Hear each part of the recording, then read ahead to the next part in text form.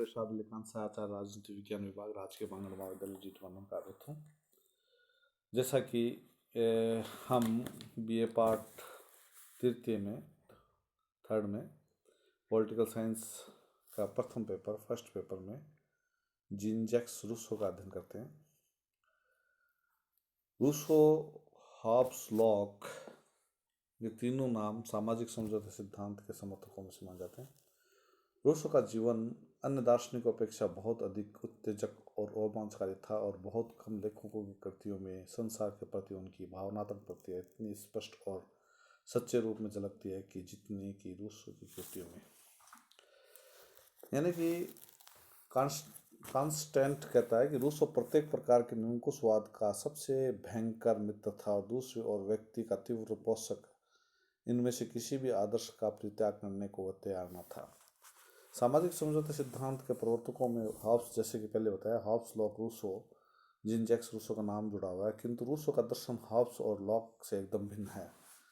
जहां हॉब्स राज्य की निरंकुशवादी स्वरूप का प्रतिपादन करता है और लॉक सीमित संप्रभुता के सिद्धांत का उद्घाटन करता है, वहाँ रूसो का नाम लोकतंत्रवादी चिंतन के साथ जुड़ जाता है। उसके विचारों का ही प्रभाव था कि फ्रांस में क्रांतिकारी को प्रेरणा मिली और फ्रेंच क्रांति के साथ रूसो का नाम भी अविच्छिन्न रूप से जुड़ जाता है।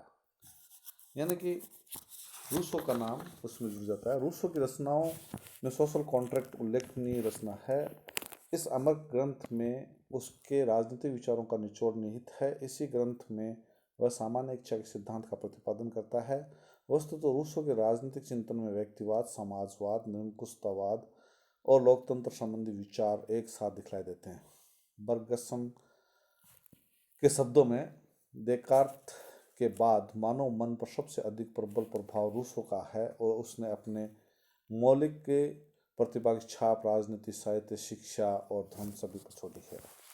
वहान के अनुसार अरस्तु की पॉलिटिक्स के पश्चात सोशल कॉन्ट्रैक्ट राजदर्शन पर लिखी हुई सबसे अधिक मौलिक और विचारों की दौड़ में सबसे अधिक समृद्ध रचना है। डायल के अनुसार घोर दुविधा और असंतोष के काल में रूसो ने यूरोप के सामने एक पुराने जर्जरित ढांचे को नष्ट कर देने का औचित्य पेश किया और विनाश के पश्चात प्राप्त करने के लिए एक आदर्श उसके सामने रखा। लेनसन के इस कथन में कोई अतिरंजना नहीं कि आधुनिक युग को लाने वाले समस्त मार्गों के द्वार पर हम रूसो को खड़ा पाते हैं। इन प्रशंसात्मक टिप्पणियों के बावजूद ऐसा कोई विचारक रूसो के अतिरिक्त नहीं है जिसकी योगदान के बारे में आम सहमति पाई जाती हो। उसकी जितनी अधिक प्रशंसा की गई है उतनी आलोचना भी। रूसो को प्लेटो के बाद ऐसा महानतम दार्शनिक माना गया जिसने राज्य की प्राकृतिक अवस्था में बड़ी गहराई से झांका है। दूसरी तरफ वाल्तेर ने उसे नीम हकीम, जंगली, हु करने वाला उल्लू और विश्वासी चाकर, डॉयजीनस के कुत्ते और हीरोस्ट्रेटस की कुतिया की दोगली संतान कहा है। मोर्ले के अनुसार रूसो यद्यपि महान विचारक है तथापि वह यह नहीं जानता कि विचार किस प्रकार किया जाता है। फ्रेंच लोगों का कहना है कि यह ज़्यादा अच्छा होता कि यदि रूसो के विचारों का अनुवाद न होता। दूसरी तरफ रूसो को स्वतंत्रता और लोकतंत्र का अग्रदूत कहा जाता है। राजनीतिक विचारों के इतिहास में समानता, सामान्य व्यक्ति में विकास की भावना से कोई विचारक इतना घनिष्ठ रूप से संबंध नहीं है जितना कि रूसो। उसका अमर वाक्य, मनुष्य स्वतंत्र उत्पन्न होता है और सर्वत्र वह जंजीरों में जकड़ा हुआ है, आज भी स्वतंत्रता का सिंहनाद है। फिर भी आश्चर्य की बात है कि जिस व्यक्ति के बारे में इतने विरोधी और विवादास्पद विचार प्रकट किए गए हैं वह एक देदीप्यमान और स्पष्टवादी सुंदरतम गद्य लेखक है। समुचे राजनीतिक चिंतन के इतिहास में प्लेटो के बाद ऐसा उत्कृष्टतम लेखक कोई अन्य नहीं हुआ है। उसने इतने अधिक विविध विषयों में चिंतन किया कि असंख्य विशेषज्ञों को अपने ज्ञान अर्जन के लिए उसके दर्शन का मनन करना पड़ेगा। यही कारण है कि जब रूसो प्राकृतिक मनुष्य का उल्लेख करता है तो मानव वैज्ञानिक उसको आदिम मनुष्य, मनोवैज्ञानिक उसको अपरिवर्तनशील मनुष्य एवं नीतिशास्त्री उसको आदर्श मनुष्य मानते हैं। आदर्शवादियों के लिए रूसो का आदर्शवाद रूप महत्वपूर्ण, जबकि व्यक्तिवादियों के लिए उसका व्यक्तिवाद रूप। रूसो का जीवन परिचय के बारे में हम पढ़े तो जीन जैक्स रूसो का जन्म 28 जून 1712 को जिनेवा में हुआ। उसके पिता का नाम आइजैक रूसो था, जो धार्मिक अत्याचारों के कारण फ्रांस से भाग कर जिनेवा चला गया था। रूसो के प्रजनन के समय यानी उसकी माता का देहांत हो गया। उसका पिता एक घड़ीसाज था और नृत्य में उसकी इतनी रुचि थी कि उसके विशेषज्ञ बनने की धुन में वह अपना व्यवसाय छोड़ चुका था।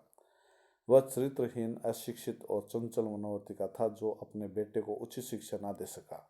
उसका पिता दिन रात भर रूसों से अश्लील और उच्छृंखल उपन्यास और कहानियां पढ़वा कर आनंद प्राप्त करता था, जिसका स्वभाव रूप से बच्चे की कोमल भावना पर अत्यंत बुरा प्रभाव पड़ा।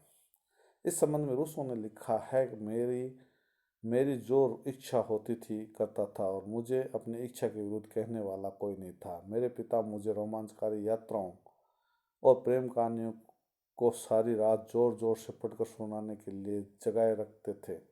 इस प्रकार थोड़े ही समय में मुझे न केवल पढ़ने और समझने का अभ्यास हो गया, बल्कि बचपन में ही मुझ में वासनात्मक प्रवृत्ति का ऐसा प्रादुर्भाव हो गया कि मैं प्रत्येक चीज का अनुभव तो करता था, पर उसे समझता नहीं था। सभी प्रकार के अनिश्चित भावुकताओं ने, जिनके प्रभाव में मैं एक के बाद एक आया मेरे जीवन में आश्चर्यजनक और वासनापूर्वक प्रभाव डाला, जिनसे मुझे अपने अनुभव और जानकारी के बाद भी कभी पूर्णतया मुक्ति नहीं मिल सकी। जब रूसो केवल 10 वर्ष का था, उसके पिता ने झगड़े में एक व्यक्ति को बुरी तरह घायल कर दिया और दंड के भेद से जिनेवा छोड़कर भाग गया। भागने से पहले वह रूसो को उसके चाचा के संरक्षण में छोड़ गया। 2 वर्ष तक उसके चाचा ने उसे शिक्षा देने के लिए बाईसी नगर में रखा। इसके पश्चात वह वापस जिनेवा लाया गया।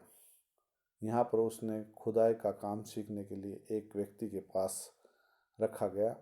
वह व्यक्ति उसे कार्य सिखाने के लिए अत्यंत निर्दयतापूर्वक पीटा करता। एक दिन रूसो अपने स्वामी को दुष्टता से तंग आकर घर से भाग निकला। इन्हीं दिनों माँ की अनुपस्थिति में जिस किसी स्त्री ने उसका पालन पोषण करना चाहा, उसी के साथ रूसो ने प्रेम करना शुरू कर दिया। जिस समय रूसो ने जिनेवा छोड़ा, उस समय उसकी आयु 16 वर्ष की थी। यही से रूसो के जीवन का आवारागर्दी का युग शुरू होता है, जो जीवन प्रेम चलता रहता है। रूसो इसके बाद फ्रांस पहुंचा। अपने जीवन के भरण पोषण के लिए फ्रांस के विभिन्न स्थानों में निरुद्देश्य भ्रमण और आवारागर्दी करता रहा। उसने छोटी मोटी चोरियां भी की। जो भी धंधा किया उसे छोड़ दिया। जहां भी नौकरी की वहां से उसे निकाला गया।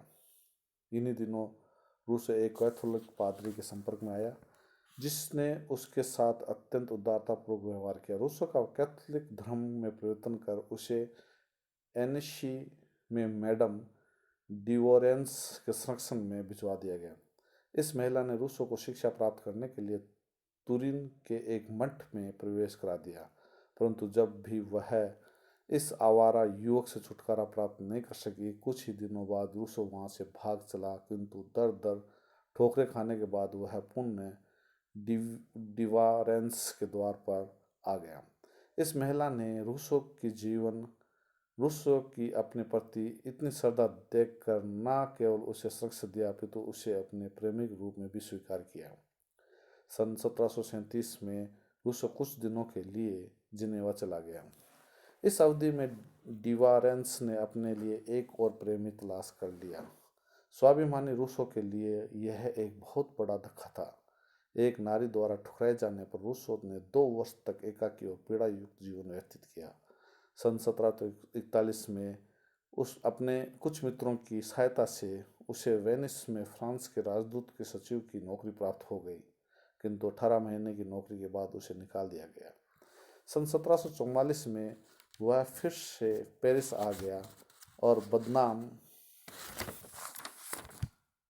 रूसो को दोस्तों ने ठुकरा दिया। वह भीख मांगकर जीवन व्यतीत करने लगा। इन्हीं दिनों एक अनपढ़ धोबन येरेशी ने उसके सम्मुख अपना आंचल फैला दिया।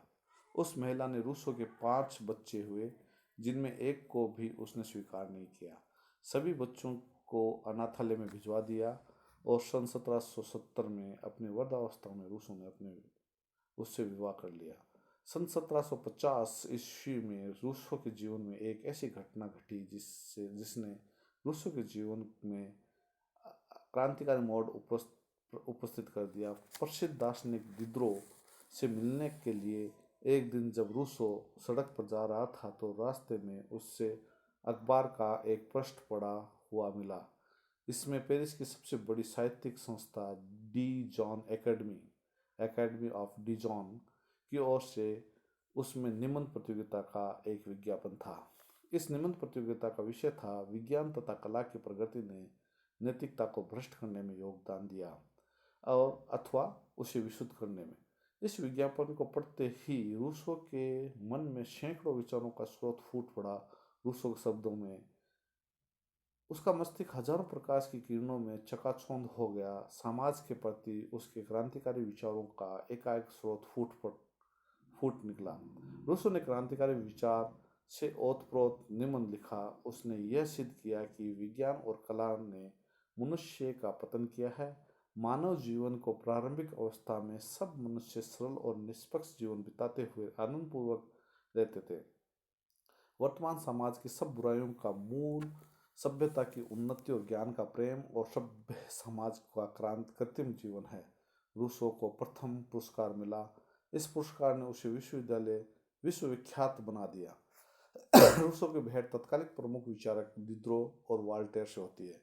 दिद्रो के साथ फ्रेंच विश्व ज्ञान कोश में उसने लिखना आरंभ किया। 1754 ईस्वी में उसने एक दूसरी निबंध प्रतियोगिता के लिए निबंध लिखा जिसका शीर्षक था मनुष्य में विषमता उत्पन्न होने का क्या कारण है, क्या प्राकृतिक कारण इसका समर्थन करता है। इस निबंध में उसने निजी संपत्ति और आर्थिक विषमता उत्पन्न होने के कारणों पर प्रकाश डाला। चूंकि अकादमिक के निर्णायकों के विचार में रूसो के विचार से मेल नहीं खाते थे, इसलिए उसका निबंध पुरस्कृत नहीं हो सका। बाद में यही निबंध discourses on the origin of inequality के नाम से सन 1755 में प्रकाशित हुआ, जिसने फ्रांस की जनता में एक हलचल सी पैदा कर दी। यही ग्रंथ बाद में फ्रांस के क्रांतिकारियों की बाइबल बन गया। रूसो ने अब कलम अपने हाथ में थाम ली और अनेक ग्रंथों की रचना की। सन 1762 में राजनीति पर उसकी प्रसिद्ध रचना द सोशल कॉन्ट्रैक्ट तथा शिक्षा संबंधी पुस्तक द इमाइल का प्रकाशन हुआ। उसके क्रांतिकारी विचारों से शासकगण क्रुद्ध और विक्षुब्ध हो उठे। इमाइल में व्यक्त विचारों से पादरी लोग उससे नाराज हो गए। अपने धर्म विरोधी और राजतंत्र विरोधी विचारों के कारण उसके मातृभूमि जिनेवा की परिषद ने इन दोनों ग्रंथों को जला डालने की और जिनेवा आने पर रूसो को बंदी बनाने का आदेश प्रसारित किया। फ्रेंच सरकार ने भी इसी कारण उसे गिरफ्तार करने का आदेश दिया। रूसो को अपने प्राण रक्षा के लिए फ्रांस से भागना पड़ा। प्रताड़ित और तिरस्कृत रूसो चिड़चिड़ा होकर पागलों की तरह फ्रांस, इंग्लैंड और स्विट्जरलैंड में घूमता रहा। उसके दिमाग की विक्षिप्तता बढ़ती जा रही थी। अपने मित्रों पर वह शक करने लगा था कि वे उसे मार डालना चाहते हैं। फ्रेंच राज्य क्रांति से 11 वर्ष पहले 1778 में 66 वर्ष की आयु में उसका निधन हो गया। रूसो की जो पुस्तकें हैं, रचनाएं हैं, उसमें जैसे कि अलग अलग है। Discourses on the moral effect of the arts and sciences, ये 1751 में पुस्तक प्रकाशित है। इसमें रूसो ने बताया कि विज्ञान और कला ने मनुष्य की अवनति में क्या योगदान दिया। Discourses on the origin of inequality जो 1755 में हुई, और उसमें यह था कि रूसो ने बताया कि समाज में विषमता कैसे उत्पन्न हुई। इससे पहले has the process of science and arts to correct और प्यूरिफाई मॉरल्स 1749 में। Discourses on the arts and science 1749, यानी कि दो हुई प्रकाशित। और 54 में जो ये था कि discourses on the origin and formulations of the inequality man 1754, और introduction to the political economics 1758, और इसके बाद में सोशल कॉन्ट्रैक्ट 1762, इसमें राजदर्शन संबंधी गंभीर विचारों की विवेचना है। इसके बाद में इमाइल जो द इमाइल का यानी 1762 में प्रकाशित हुई। Discusses on the moral effect of the arts and science 1751, discusses on the origin of inequality 1755, और इकोनॉमिक्स पॉलिटिक्यू, इकोनॉमिक्स पॉलिटिक्यू, जो 1755 में प्रकाशित, लेटर्स डा ला मॉन्टेग्यू यानी कि मॉन्टेन यानी 1764 में प्रकाशित हुई। इस प्रकार से इन विचारों रचनाएं प्रकाशित हुई। यानी कि रूसो के विचारों पर प्रभाव, रूसो की विचारधारा पर उसके युग की परिस्थितियां तथा अनेक राजनीतिक दार्शनिकों का प्रभाव दिखाई देता है। मोटे तौर पर हम रूसो पर दिखाई देने वाले प्रभावों को निम्न भागों में बांट सकते हैं। रूसो के विचार पर जॉन लॉक और प्लेटो का स्पष्ट प्रभाव है। बार्कर ने लिखा है कि रूसो ने आरंभ तो अवश्य ही लॉक से किया, पर लौट कर वह प्लेटो की रिपब्लिक तक पहुंचा, फिर आगे बढ़कर हिगल की पृष्ठभूमि तैयार कर दी।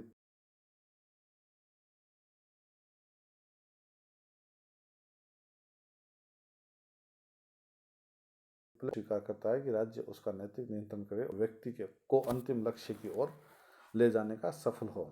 अपने प्रसिद्ध ग्रंथ सोशल कॉन्ट्रैक्ट की रचना करते समय रूसो पर हॉब्स और लॉक के विचारों का गहरा प्रभाव पड़ा। हॉब्स के प्रभाव के कारण रूसो के विचार तीव्र व्यक्तिवादी प्रतीत होते हैं और अंत में वह निरंकुशतावाद का भी समर्थन कर बैठता है, और तथा लॉक के प्रभाव के कारण वह लोकतंत्र का समर्थक है, राज्य की स्थापना का आधार सहमति मानता है। जिनेवा के वातावरण में से भी रूसो प्रभावित हुआ, इसलिए उसके राजनीतिक विचार स्थानिक रहे व छोटे नगर राज्यों के पक्ष में था। फ्रांस की तत्कालिक परिस्थितियों से भी रूसो प्रभावित हुआ। उस समय मुख्य प्रश्न यह था कि निरंकुश राजसत्ता, सामंतशाही और चर्च की अतिथियों से सामान्य जनता को कैसे राहत मिले। रूसो के सामने राजत्व की संप्रभुता के समर्थन के स्थान पर सामान्य जनता के लिए शासन की क्रूरता और चतुर्दिक शोषण से मुक्ति का प्रश्न था। राज्य पर प्रभाव डालने वाले तत्व जैसे बाह्य परिस्थितियां, ऐतिहासिक परंपराएं आदि के संबंध में जब रूसो दिखता है तो उस पर मॉन्टेस्क्यू का प्रभाव स्पष्ट परिलक्षित होता है। वहान के शब्दों में रूसो ने लोक के शिष्य के रूप में आरंभ किया।